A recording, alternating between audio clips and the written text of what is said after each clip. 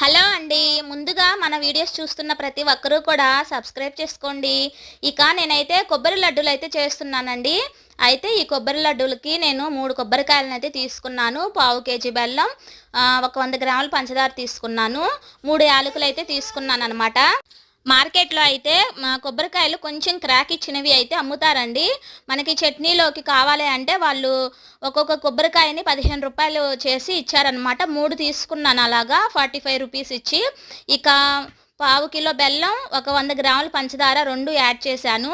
ఇంకా 3 యాలకులైతే యాడ్ చేశాననమాట. కొబ్బరికాయలనైతే శుభ్రంగా క్లీన్ చేసుకొని ముక్కలుగా కట్ చేసి మిక్సీ పట్టి ఇలాగా నెయ్యి వేసి బాగా ఫ్రై అయితే చేసిన తర్వాత ఆ బెల్లం, పంచదార వేసి కొంచెం స్టిక్కీగా వచ్చిన తర్వాత దించేసుకొని చల్లారిన తర్వాత ఇలా లడ్డూల్లాగా అయితే చేశానండి.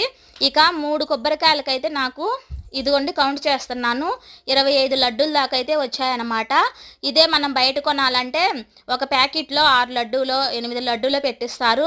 ఆ ప్యాకెట్ వచ్చేసి 60-70 రూపాయలు ఉంటుంది. చూడండి ఇంట్లో చేసుకుంటే ఎంత లాభము.